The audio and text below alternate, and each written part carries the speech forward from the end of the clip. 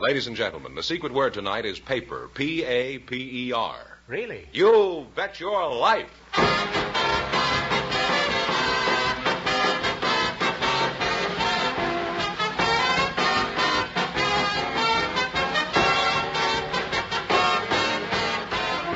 It's Groucho Marx in You Bet Your Life, the comedy quiz series produced and transcribed from Hollywood and brought to you by the more than 3,000 DeSoto Plymouth dealers. The dealers who bring you America's most talked-about new car, the distinguished 1953 DeSoto, and the exciting new Plymouth. See them both at your DeSoto Plymouth dealers. And now, here he is, the one, the only... Is that boar still hanging around? Oh, that's me.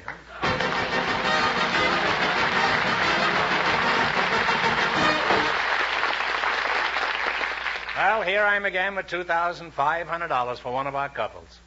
We have a young married couple for you now, Groucho. They volunteered from our studio audience just before we went on the air. Mr. and Mrs. John Robert Sweeney, come on in and meet Groucho Marx. Well, welcome, youngsters, for the DeSoto Plymouth dealers.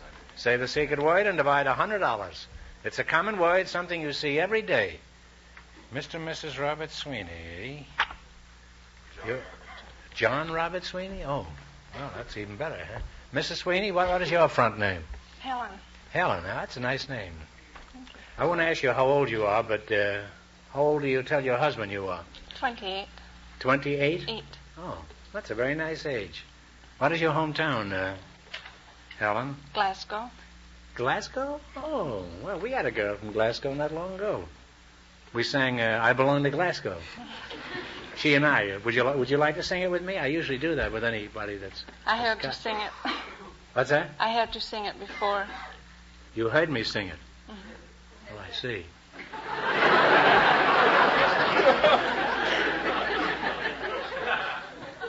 Well, don't tell me about it. Tell it to Sweeney here, will you? What is your hometown, Mr. Sweeney? Gourock, Scotland. Sounds like the last 2 cups of water going down the drain. Gourock, Gourock, Gourock, Gourock, Gourock. Where is Gourock? Gourock's on the Firth of Clyde in Scotland. Oh, you were born on the Firth of Clyde, huh? That's a Well, near coincidence. it. I was born on the Firth of August,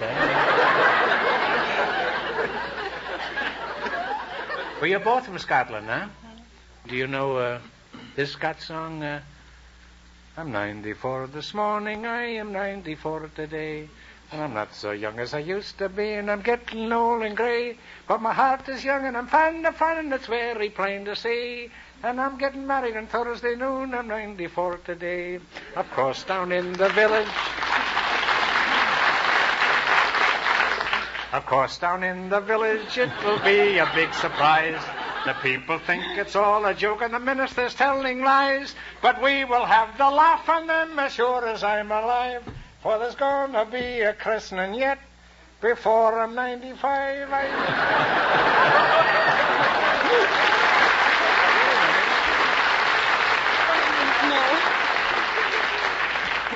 Well, Will Fife taught me that song in London many years ago.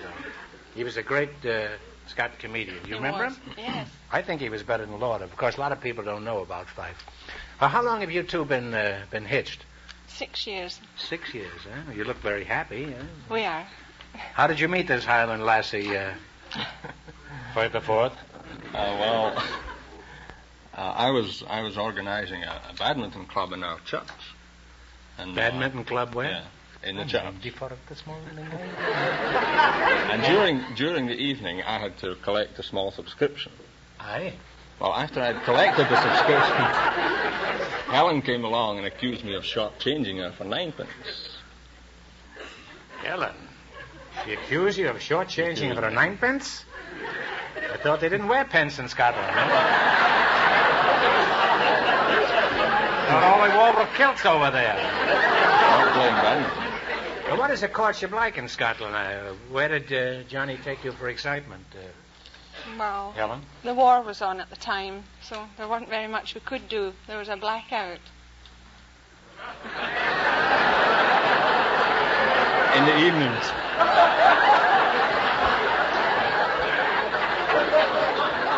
No, I guess there's not much a young couple can do in a blackout. You can tell that to Sweeney, too, you know.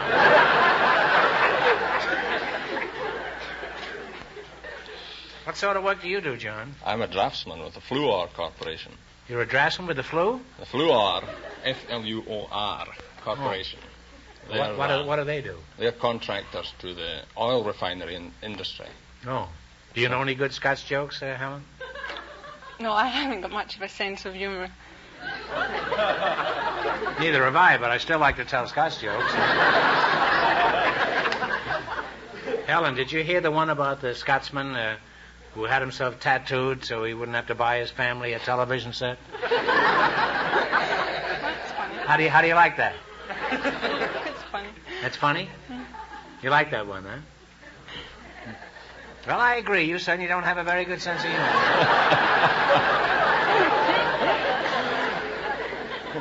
What about you, John? Do you know any good Scots jokes? Yes, I know a few. Well, tell us one, will you? Well, have you heard the one about the Scotsman who was travelling by train down to England? And the conductor came along for his fare. He said, that'll be 5 shillings. The Scotsman said, I'll give you 3 and 6. The conductor says, 5 shillings is the price. The Scotsman says, it's not worth any more than 3 and 6. He said, I'll give you 3 and 6. So the conductor, he lost his temper at this, and he seized the Scotsman's grip and hurled it out the window. Took the suitcase and threw it out the window? So at this Scotsman, he burst into tears. He said, first of all, you tried to do me out of 1 and 6, and then to crown it all, you throw my young son out the window.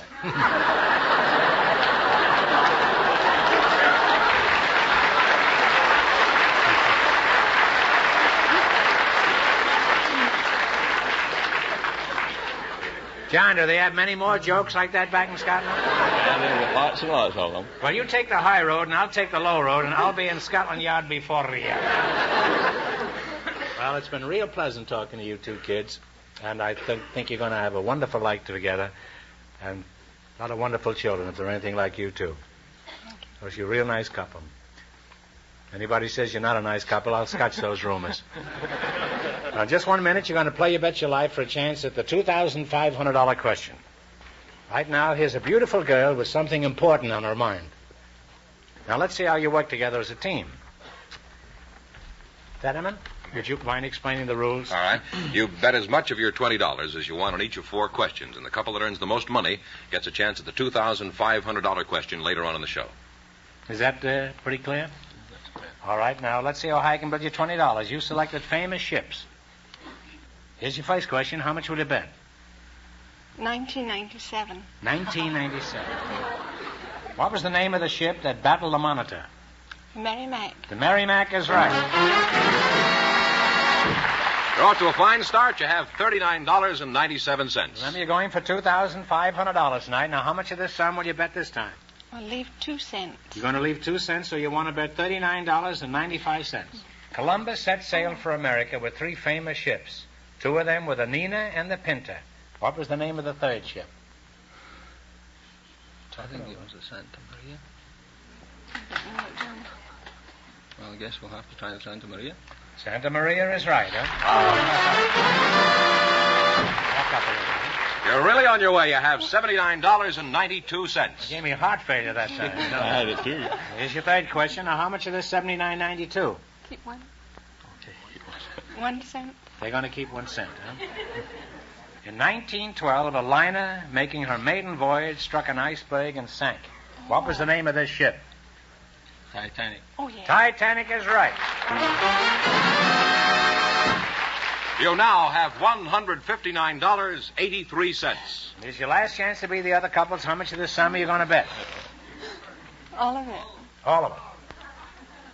One of the causes of the Spanish-American War was the blowing up of the United States battleship in Havana Harbor. What was the name of this ship?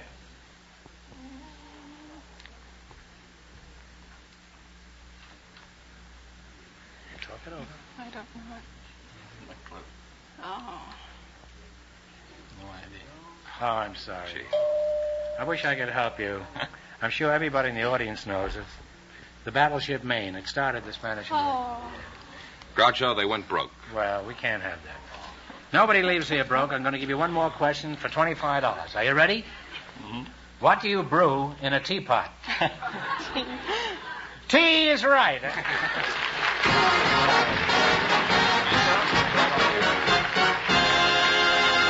Thanks and good luck from the DeSoto Plymouth dealers. Groucho, I'd like you to meet Mrs. Natalie Spofford. She was chosen from our audience just before we went on the air. Her partner is Mr. Rudolph Florentino. Folks, come on in and meet Groucho Marx. Well, welcome to You Bet Your Life. Say the secret word and divide $100. It's a common word, something you see every day. Mrs. Spofford, huh? Yes. Natalie Spofford, huh? I presume you're the housewife? Yes, I'm a housewife. I'm married, but I'm not exactly a housewife. No, my brother Harper was married, too, and he isn't exactly a housewife. What's your excuse, Natalie? I'm a forelady in a laundry. You're a forelady? You say you work in a laundry? Well, how is it you're not in Washington? I understand they've been promised a big cleanup back there. What laundry do you work for, Natalie? The California Hollywood Beverly Hills Incorporated City Dye Works, too. Would you object if we squeezed in a word occasionally about the DeSotos now and then? I think it would go well. Yes, it would. Now, Mr. Rudolph Florentino, huh? Say, that's a very euphonious name. I might even say it's about the euphonious name I've come across in a long time. Where are you from, Rodolfo? I'm from sunny Sicily in Castellamare, in the island. I came to this country when I was 5 years of age. Where did you come to? Well, I came to From New York Sicily? City from Sicily, in the island of Sicily, in Castellamare del Golfo. Oh. How long did you live in New York, Rudolph? Well, I left New York City when I was a young age of 23. Then I decided to go to the Argentine to become an Argentine gaucho. It seems like a waste of time and money. I became a groucho, and I certainly didn't have to go to Argentina. Although I may before this program is over. Who is this groucho you're talking about?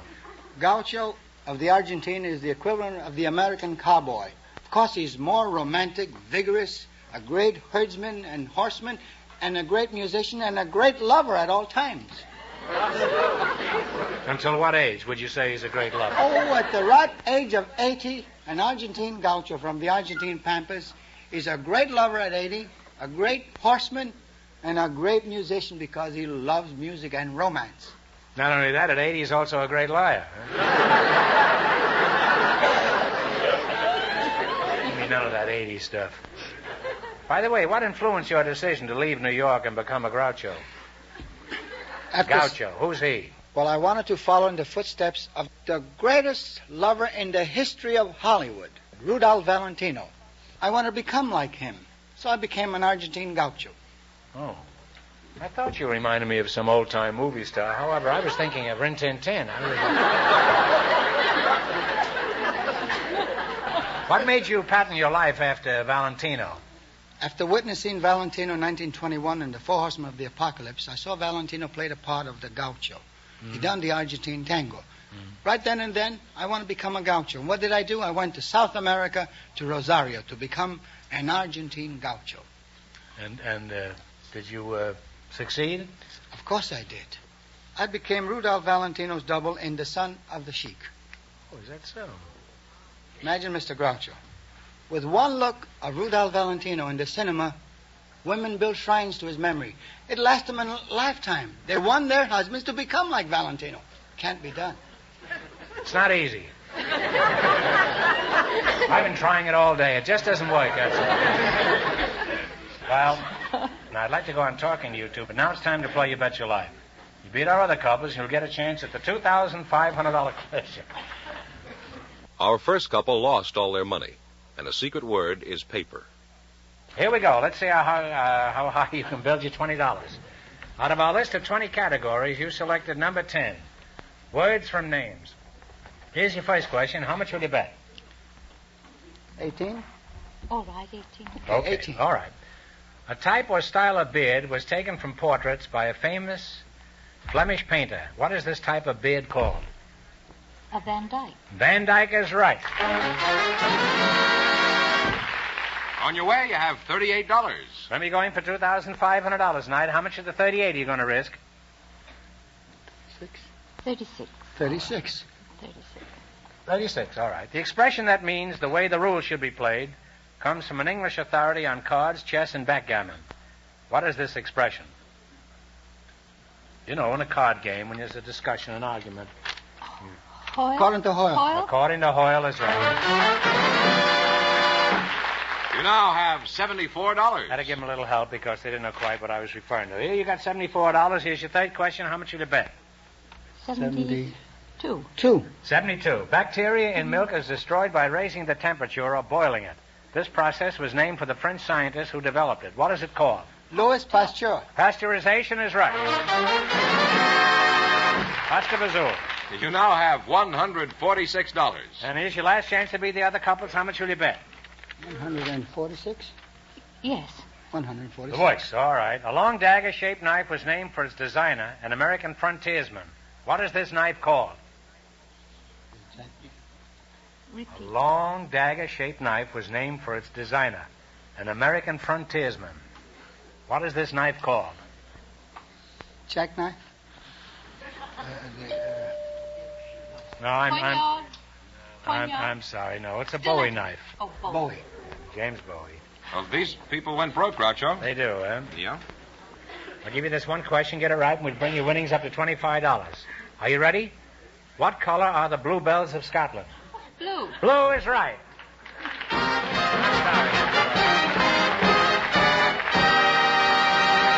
Thanks and good luck from the DeSoto Plymouth dealers. Well, Groucho, just before we went on the air, our studio audience selected a building wrecker, Mr. Maurice Wolfson. His partner is Mrs. Marie Clark Miller. So, folks, would you come in, please, and meet Groucho Marx. Welcome for the DeSoto Plymouth dealers. Say the secret word and divide $100. It's a common word, something you see every day. Mr. Maurice Wolfson, you're from a wrecking company? Yes, sir. Where are you from, Maurice? I was born in the Twin Cities. Oh. And Marie Clark Miller, huh? Where are you from, Marie? Well, I was born in Utah, but I came here from Des Moines, Iowa. Well, that's unavoidable, I guess. How did you meet your husband, Mrs. Miller? Oh, well, I was a young actress, and he was a druggist. Say no more. I know the whole sordid story. You got a bad review, so you went into his drugstore to buy a gallon of carbolic acid. And just then a minister fell through the ceiling. And you got married. Is that pretty close? Oh, no, it wasn't that way at all. It wasn't? No. I was stranded in a little southwest town, and I had to stay at a little dreary old hotel. And one Sunday night, I was pretty blue when I heard some young men singing, "Nearer, My God, to Thee." It made me feel awful, and I said to the proprietor, I said, for goodness sakes, who is that singing? Who has that awful bass voice? And he said, why, that's Henry Miller and his gang. And his gang? It's a pretty rough description of a group singing Nearer My God today. Well, anyway, These didn't sound like juvenile delinquents to me.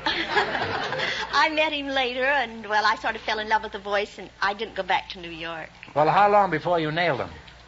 Oh, it was quite some time before he got me. Oh. Well, thanks for the correction. Huh? Who do you work for, Maurice? The Cleveland Wrecking Company. Are you a termite? No, not yet. What kind of work does the Cleveland Wrecking Company do? Well, we wreck buildings of all kinds, such as huh? frame buildings, apartment buildings, industrial buildings, from coast to coast. Mm-hmm. Well, how do you go about wrecking a building? Do you throw a big party New Year's Eve or something?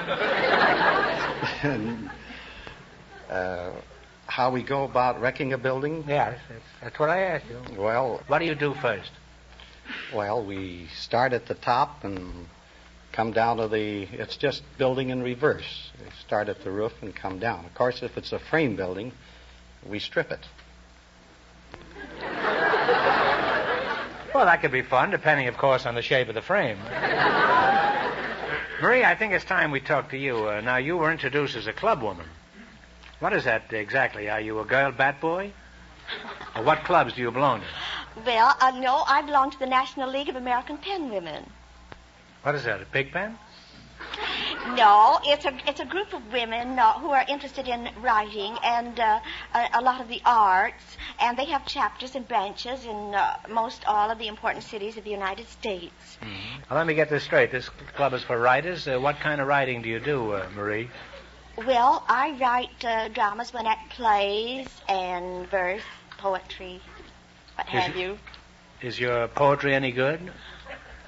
Well, I have 2 books published. One is Holidays in Verse, and the other is Christmas Blooms. Could you give us a sample of your poetry, Marie? We're always trying to add a little culture around here. Not too much, just a smidgen, you know. Well, this is See what the reaction is to this, huh? This is just a little tiny one. Well, give us a small quatrain, and we'll go on from there. Okay.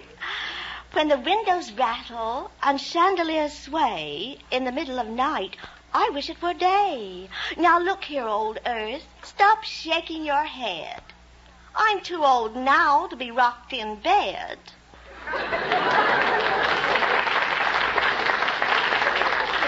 Marie, that was pretty good. I like that. What was it about? No, really, I don't know what it was about. Well, that was about the big earthquake last summer. That was? Mm-hmm. Oh. Say, that earthquake did a lot more damage than I thought, didn't it?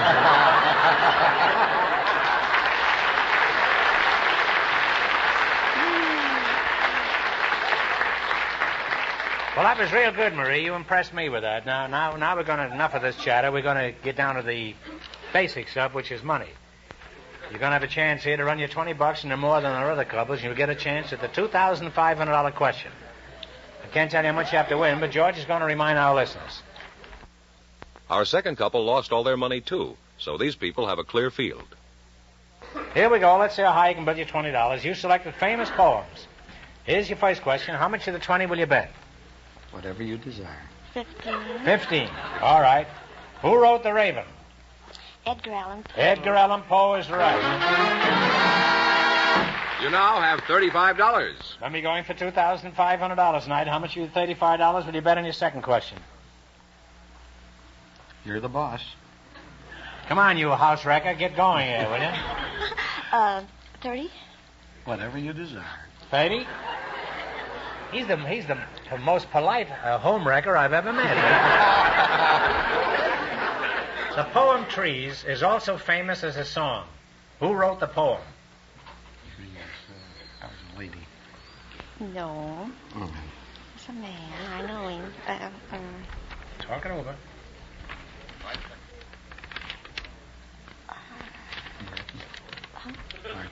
I know, but I can't put my finger on it. I'm sorry. It's Joyce Kilmer. Of course, I know. I know. That's a shame. You now have $5. Well, you mustn't get discouraged. You still have $5. Here's your third question. How much will you bet? Bet it all. 3. Yes. Oh, no. Bet it 5. All right, we'll bet it all. Who wrote "Oh Captain, My Captain"? Well, I didn't hear the bet. You bet $5. Oh, the whole bet? I presume you bet $5, didn't you? Yes. Captain, my captain. I know that. I know the poem. I know Captain, my captain. It wasn't Longfellow, was it? No. It was, oh, my, where's my mind? Did you look in your bag, Marie? No, I Groucho? Edgar. Oh, no. Well, that about winds you two up. Well, the answer to that was Walt Whitman, and these people lost all their money, Groucho. Now, we can't let you leave here without any money. We're going to give you one more question for $25. Nobody leaves here broke. Get this right, and you bring your winnings up to 25. And no coaching, please. It's a tough one. Who is buried in Grant's tomb? I think it was We Grant. know Grant, don't we? General Grant. Yes, they knew it right away.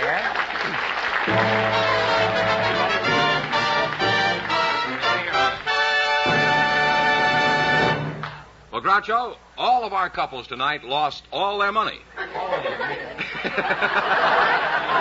Well, what this means is that all three couples will be back in just 1 minute to get a chance at the $2,500 DeSoto Plymouth question.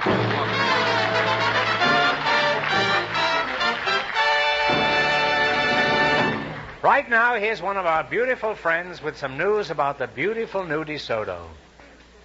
All right, here we go with 3 couples tied for the chance at the $2,500 DeSoto Plymouth question, Groucho. Each couple will decide on a single answer and write it down on one of their cards that we've given them. And if all 3 couples get it right, we'll split the money among them. Okay? Are you ready? 15 seconds, right? Right. From 1907 until 1916, an eccentric monk exerted powerful influence over the court of the Tsar of Russia. His power was ended when he was assassinated by a group of nobles. For $2,500, by what name do we know this man?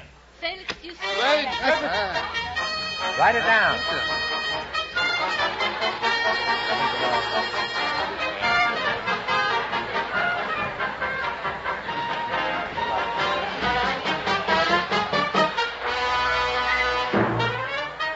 All 3 of them got Rasputin, so they'll split the money between them. Well, wonderful. Congratulations. They each won $833.33. Isn't that right? Yes, plus nothing in the quiz. Plus nothing in the quiz. So, and congratulations from the more than 3,000 DeSoto Plymouth dealers from coast to coast. You bet your life.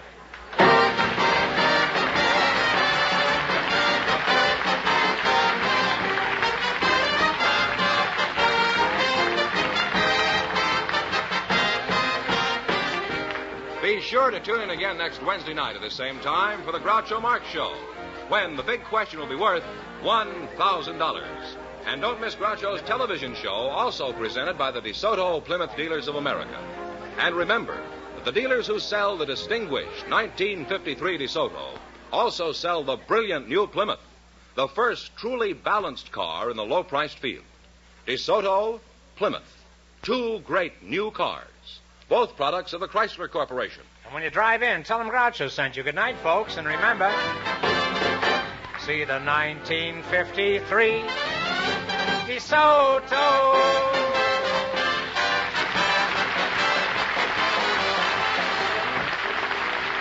Folks, here's a reminder from the National Safety Council. A minute for safety beats a month for repairs. You Bet Your Life, transcribed from Hollywood, is produced by John Goodell. Directed by Robert Dwan and Bernie Smith. Music by Jerry Fielding. This is George Fenneman signing off for the more than 3,000 DeSoto Plymouth dealers from coast to coast.